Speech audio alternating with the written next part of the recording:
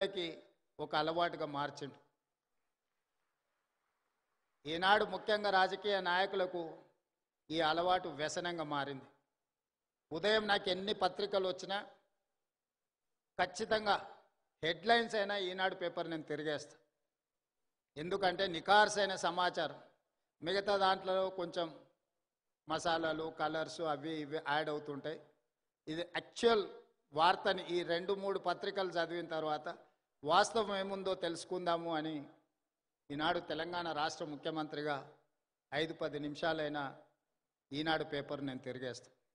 అదేవిధంగా సాయంత్రం ఇంటికి పోతే 9 గంటలకు ఈటీవీ వార్తల్ని తప్పకుండా చూస్తే ఎక్కడున్నాయి, ఈ ఊర్లోనే కాదు, ఈ నగరంలోనే కాదు, ఈ రాష్ట్రం పక్క దేశాలకు వెళ్ళిన సంపూర్ణమైన వార్తల్ని ఈటీవీలో ప్రసారం అవుతాయి.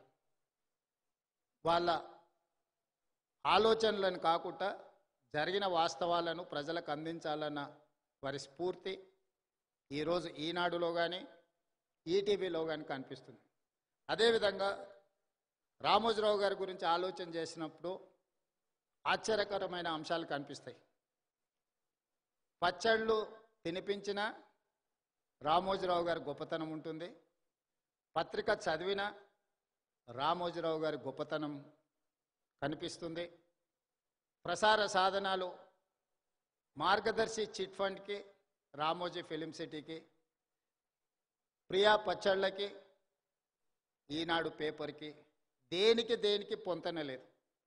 ఇలా వివిధ రంగాలలో ఒక వ్యక్తి రాణించడం చాలా కష్టం.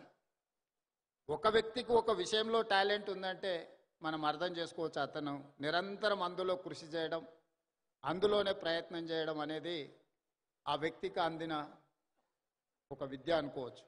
కానీ రామోజీరావు గారు ఏ రంగంలో ప్రవేశించినా ఆ రంగంలో నెంబర్ 1 ఉండడానికి వారు నిరంతరం, నాకు తెలిసి రోజుకు 18 గంటలు శ్రమించి ఈరోజు వారు ఏ రంగంలో ప్రవేశించినా ప్రతి రంగంలో తనదైన ముద్రను వారు వేయడం జరిగింది.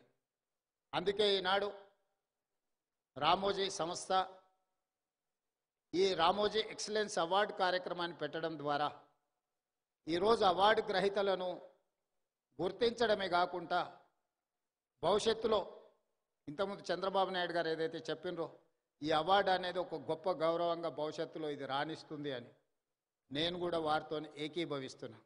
రామోజీ ఎక్సలెన్స్ అవార్డు అనేది ఆషామాషిగానో లేకపోతే రవీంద్ర భారతిలో చప్పట్లు దుప్పట్లతోని ఏర్పాటు చేసే ఆర్టిఫిషియల్ అవార్డు కాదు అని నేను సంపూర్ణంగా విశ్వసిస్తున్నా.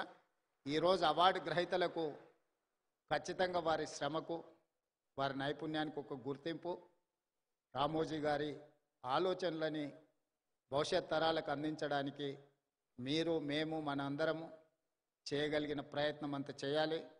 ఒక్క అనుభవాన్ని రామోజీరావు గారితో మొట్టమొదటి నేను కలిసిన అనుభవాన్ని మీతో పంచుకొని నా ఉపన్యాసాన్ని ముగిస్తాను.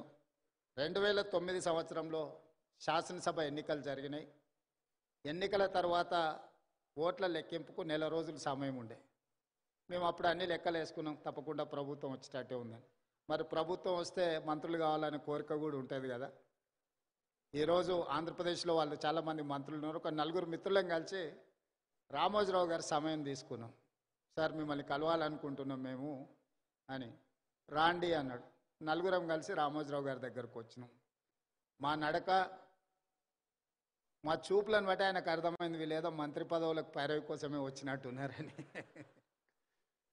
భోజనం పెట్టి కూర్చోబెట్టి మేము అడగని కూడా అడగలే, వారే మొదలు పెట్టారు రాజకీయాలు, ఆ విధంగా ఎన్నికలు, ఫలితాలు ఏ విధంగా వస్తాయి అనేది విశ్లేషణ ఒక రకము.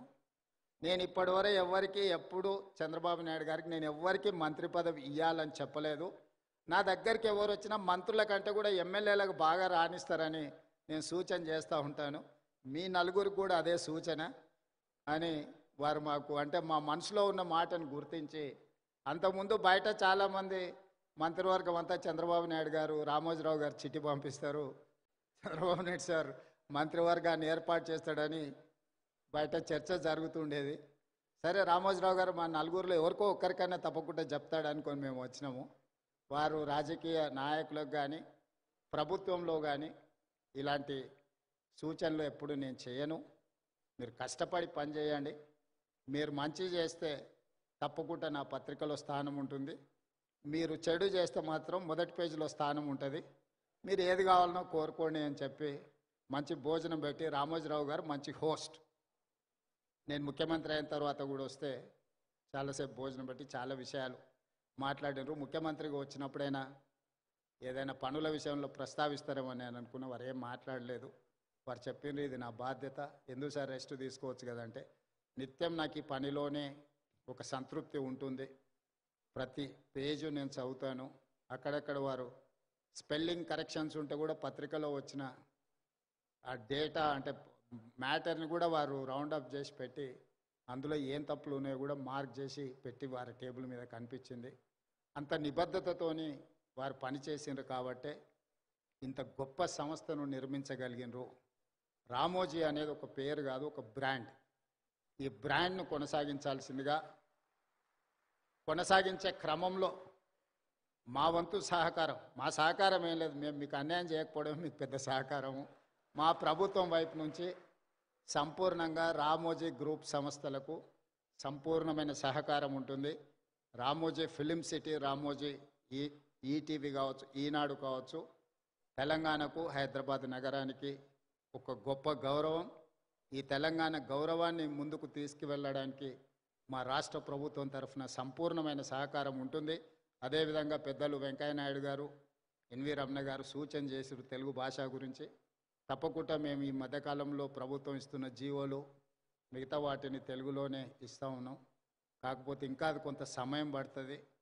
దాన్ని తప్పకుండా ముందుకు తీసుకెళ్తాం. రాధాకృష్ణ గారు ఇక్కడ గవర్నర్గా 3.5 నెలలు వారి బాధ్యతలు నిర్వహించి సంపూర్ణమైన సహకారాన్ని తెలంగాణ రాష్ట్రానికి అందించారు. ఈనాడు ఉపరాష్ట్రపతిగా వారు బాధ్యతలు తీసుకున్నారు.